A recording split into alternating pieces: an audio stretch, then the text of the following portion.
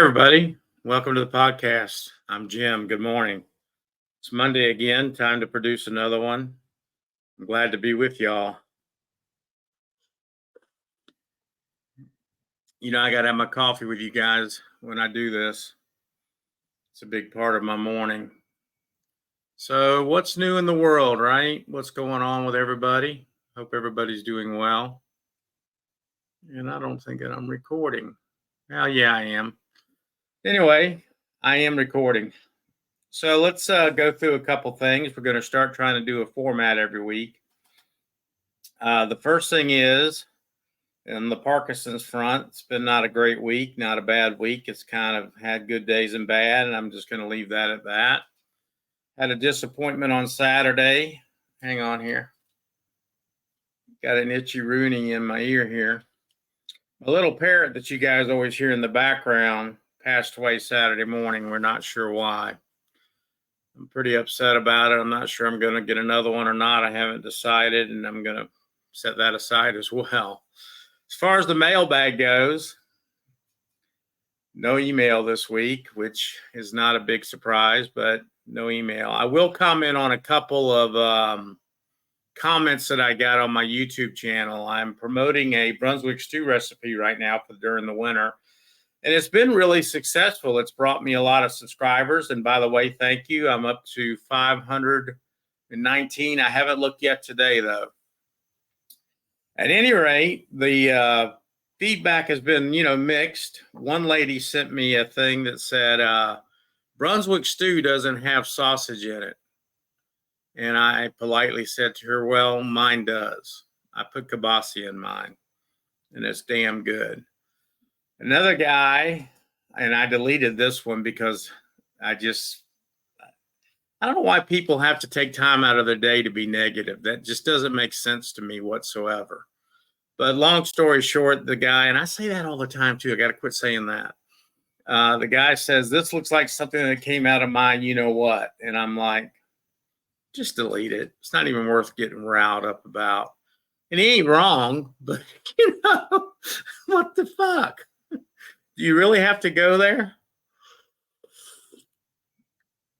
So my main topic of conversation, as you gather from the title, and I'm going to try to keep this YouTube friendly because I'm going to try to promote it because my podcasts do really, really well when I promote them. I had 122 downloads last week on that one. And that was on the promotional side. And then I had about 114 downloads on the regular side. So I'm pretty happy with that. But I'm going to keep this what I consider to be YouTube friendly. So maybe they won't take this down. But it is going to involve pew-pews. And I'm going to use that term instead of the other two terms that I could use, just so I don't have any of that in this. And I'll probably screw that up. But what I want to talk about is accidental discharges. This doesn't involve a person. It doesn't involve a dog, a cat, or anything else, but you having an accident. And what the accident was, it's just like riding a motorcycle. They say it's not if you're going to fall, it's when you're going to fall. And I used to ride, and I get that. I put mine on the ground once. And then the other thing that everybody always says is that you dress for the crash, not the ride. And I get that as well. Well, I've been dealing with pew-pews for well over 40 years now of my life. I got my first gun when I was about 10 or 12 years old. And and I just screwed up. Should have said pew-pew. Forgive me, YouTube. I was trying to go in there and bleep it, but I probably won't. At any rate, you always check to see if it's loaded. Rule number one. That's always been the main rule, right? Well, I had a Holy Grail gun, which was a Colt Mustang that I wanted very badly. And I obtained one, and it was blue, and it wasn't exactly what I wanted, but I got a decent price on it and went ahead and bought it anyway. A few years later, I came across a stainless or a chrome-plated one, nickel-plated, whatever you want to call it. Upgraded to that one, sold the other one.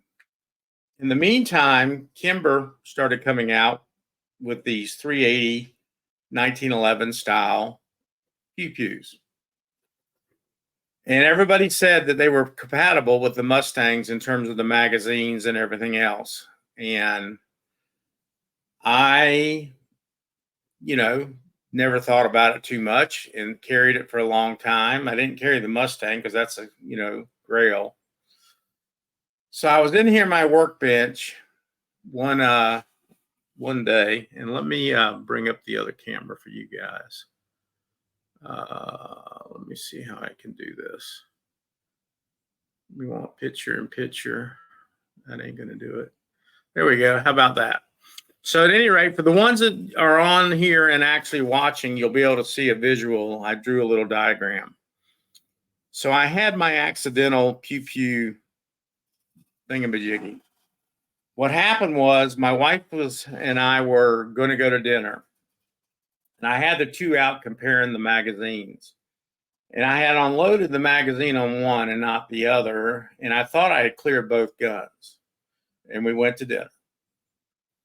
I came home, and instead of checking either one of them, and I don't even know which one the accident happened with at this point, but like a complete dumbass, I pulled the trigger. It didn't scare me. Surprisingly enough, the dogs were freaked out, of course. But I have a garage, and this is the garage area here. I have a workbench here, and I was standing here. So I thought it had hit the brick wall on the outside of the garage because I thought I was far enough down. So I went and looked and didn't see anything, and I went to bed thinking, okay, well, I'm safe. Nothing really happened. And I got worrying about it. So I got back up about midnight, and I got a china cabinet that sits about right here in the dining room. Now here's, you go through the kitchen over here to the dining room. And there's a wine cabinet that was sitting here with about a 3/4 inch piece of plywood in it. So the round, now this is a 380, by the way. And people say 380s don't do much of anything. Well, that's bullshit. I went through the two pieces of drywall, the one in the garage, the one in the dining room, through a 3/4 inch piece of wood in the wine cabinet, went through a cushion and a chair right here on the dining room table, ricocheted off of the side of this chair, went into a knee wall here between the foyer and the dining room, and landed inside the cavity of that wall. So that means that thing went through 3 pieces of drywall, did a ricochet, and a piece of plywood. So obviously the round is pretty effective. I generally carry ball ammo on 380s because they feed better. So that was not a hollow point or anything else at that point. Now I've changed that philosophy, and I'm changed to something else that will feed that I've tested. So I guess what I'm trying to tell you guys, and by the way, there was a bedroom right here. So with that said, that could have been a lot worse situation because my wife was in that room. So let's go back here. Full screen. So with that said, it could have been a lot worse. Thank goodness it wasn't any worse than what it was. But I think what I'm trying to tell you people is it can happen. And now if that had been one of your pets, children, wife, loved one, whatever, it'd been a pretty screwed up day. Actually, it screwed your life up. So if I can't do anything this holiday season but say, hey, check the pew-pew. I don't care if you think that you've handed it to somebody unloaded, they need to check it. It's just general policy. When I have visitors over here at any time and they want to look at something, I make sure that I tell them to check it, and I teach them how to check it because it's very important. Accidents do happen. So the moral of the story here is well, you know the moral of the story.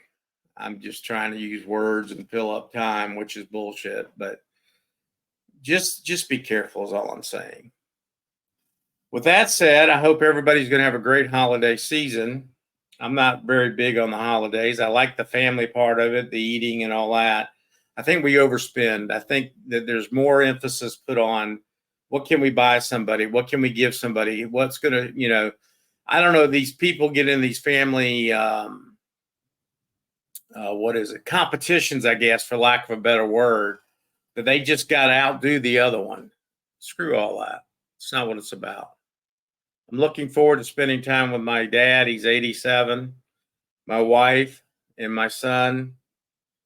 My daughter's disowned me, so that's not going to happen. Won't even probably speak to her. I'm a son of a bitch, apparently. But that's all right, too. To each his own. But other than that, life's pretty good. Maybe you guys can say in the comments if you think I should get another bird or not. I'm toying with the idea. He was a little green Quaker parrot, and I miss him. He's the second one I had. The dogs love watching him. I had him saying a bunch of stuff. I don't know what happened to the little guy. I'm very sad about it. And, you know, joy to the animals bring you, you know, they bring you a ton of joy. So what do? Do without? I don't know. I'm getting too old probably to have any more animals. But let me know what your thoughts are. I would really appreciate it. I hope you guys are getting something out of these podcasts. I'm going to keep doing them. I said to myself when I started, I'm going to do them for 15 minutes or so a day, that I do it once a week. And my goal is to finally get some people on here. I've got a few curators that I'm reaching out to that are smaller channels about the size of mine. Thought we might be able to help each other grow. That might be something that's interesting. I want to get off on some cooking tangents and things like that and get back to the pew-pews as well.